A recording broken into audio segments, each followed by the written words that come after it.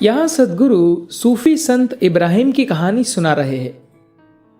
वे एक राजा की तरह भव्य वेश में थे जब उनकी मुलाकात एक घुमक्कड़ भटकने वाले दरवेश से हुई जो भीख का कटोरा लेकर घूम रहे थे। सद्गुरु कहते हैं, इब्राहिम एक महान सूफी संत थे जो किसी समय राजा हुआ करते थे। एक बार इब्राहिम मक्का की यात्रा कर रहे थे। उनके पास ऊंटों का बड़ा काफिला था और नौकर चाकरों का बड़ा दल था। एक रेगिस्तान में जितनी भी विलासिता संभव थी उसके साथ वे बहुत विलासी तरीके से यात्रा कर रहे थे। उनके तंबू बहुत ही आलीशान थे जिनके खूंटे भी सोने के थे। जो कुछ भी सोने से गूंथा हुआ मढ़ा हुआ हो सकता था वह सब कुछ वैसा ही था, सोने का। उनके कपड़े भी सबसे ज्यादा महंगे शानदार थे। एक अन्य सूफी जो इधर उधर भटकने वाले दरवेश थे उधर से गुजरे और इतने भव्य विलासी जीवन को देखकर सोचने लगे, ये आध्यात्मिक व्यक्ति नहीं हो सकती। जब उन्हें इब्राहिम से मिलने का मौका मिला तो उन्हें डांटते हुए बोले, आप कैसे सूफी है? आप अब भी अपनी सांसारिक संपत्ति को पकड़े हुए हैं, सोने के खूंटे भी। इब्राहिम ने बस सिर हिलाया और कहा, आप थोड़ा आराम कीजिए। रात में वे दोनों जब फिर मिले तो इब्राहिम बोले, कल सुबह जल्दी ही हम मक्का की ओर पैदल जाएंगे। दरवेश ने कहा, ठीक है, मैं भी वहीं जा रहा हूं। वे सुबह जल्दी उठे और साथ साथ चल पड़े। कुछ घंटे तक रेगिस्तान में चलने के बाद दरवेश को अचानक याद आया कि वे अपना भीख का कटोरा वहां भूल आए थे जहां वे सोए थे। उन्होंने इब्राहिम से कहा, मैं अपना कटोरा भूल आया हूं, वापस जाकर ले आता हूं। वे पीछे लौटने लगे। इब्राहिम ने उनकी ओर देखा और बोले, मैंने अपनी सारी भौतिक संपत्ति पीछे छोड़ दी है, ऊंट, सोने के खूंटे और भी सब कुछ। मैं बिना पीछे देखे चल रहा हूं और आप भीख के कटोरे के लिए पीछे वापस जाना चाहते हैं। मैं आपको बताना चाहता हूं, सोने के खूंटे सिर्फ रेत में गड़े हुए थे, वे मेरे हृदय में नहीं गड़े थे। चाहे लोहा हो या सोना, मुझे कोई फर्क नहीं पड़ता।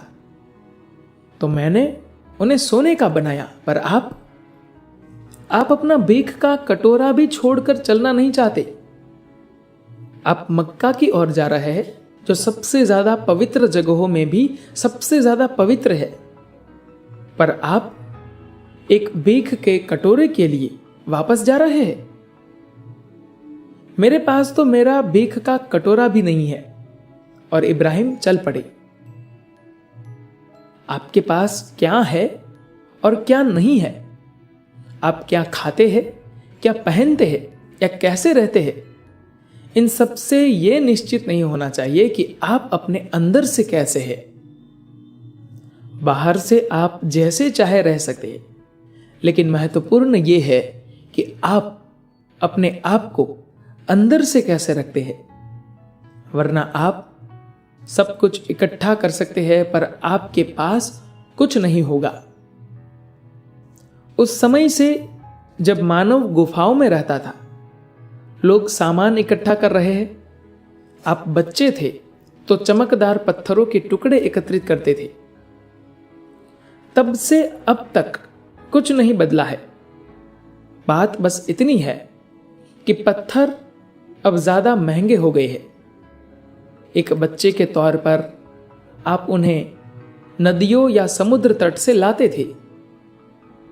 अब आपको बड़ी रकम खर्च करके खरीदना पड़ता है, लेकिन कुछ भी बदला नहीं है।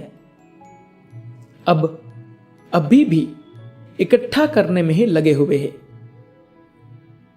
लोग इतनी ज्यादा मात्रा में ये सब सजावटें इकट्ठी कर लेते हैं और उनसे बंद कर उनके आधार पर अपनी पहचान बना लेते हैं कि वे उस जीवन का कभी अनुभव नहीं कर पाते जो वे स्वयं है।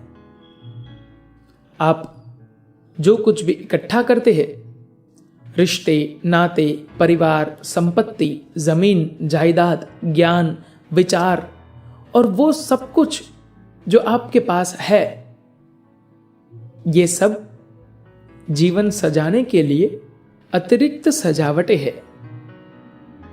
लोग इतनी ज्यादा मात्रा में ये सब सजावटें इकट्ठी कर लेते हैं और उनसे बंद कर उनके आधार पर अपनी पहचान बना लेते हैं कि वे उस जीवन का कभी अनुभव नहीं कर पाते जो वे स्वयं है। आप जो चीजें इकट्ठी करते हैं, वे चीजें जीवन नहीं है। उन्हें इकट्ठा करके आप अपने जीवन में पूर्ण होने का प्रयत्न कर रहे हैं। चीजें हासिल करके, इकट्ठा करके आप जीवन में पूर्णता पाना चाहते हैं। आप किसी तरह से यह सुनिश्चित करने का प्रयत्न कर रहे हैं कि आपका जीवन खाली न रहे। लेकिन आपके जीवन में सुंदर क्षण तभी आए हैं जब आप खाली थे। केवल खाली क्षणों में ही आपने जाना है कि प्रेम, आनंद और शांति क्या है। लेकिन तर्क की दृष्टि से, मानसिक रूप से आप ये सोचते हैं कि आप खालीपन बिल्कुल ही नहीं चाहते। अधिकतर समय मेरे मन में कोई भी विचार नहीं होता, मैं बस खाली रहता हूं। जो कार्य, गतिविधि मैं कर रहा हूं, उसमें जितना जरूरी है उससे ज्यादा शायद ही कभी कुछ मैं बोलता हूं। मेरा मन इतना ज्यादा खाली होता है कि कुछ भी विचार करने के लिए या बोलने के लिए मुझे प्रयत्न करने पड़ते हैं। मैं अगर बस बैठ जाऊं तो मेरे पास न कोई विचार होता है, न बोलने के लिए शब्द। मैं पूर्णतः खाली होता हूं। अगर आप पूर्णतः खाली हो तो आप देखेंगे कि सारा अस्तित्व आप में समा जाता है।